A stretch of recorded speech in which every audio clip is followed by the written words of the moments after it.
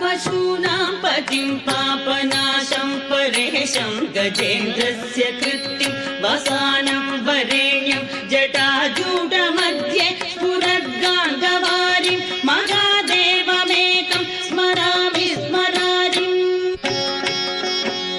महेशं सुरेशं सुरारातिनाशं विभुं विश्वनाथं विभूत्यङ्गभूषं विरूपाक्षमिन्द्वर्कवन्नित्रिनेत्रं सदानन्दमीडे प्रभुं पञ्चवक्त्रम् गिरीशं गणेशं गले नीलवर्णं गवेन्द्राधिरूढं गुणातीतरूपं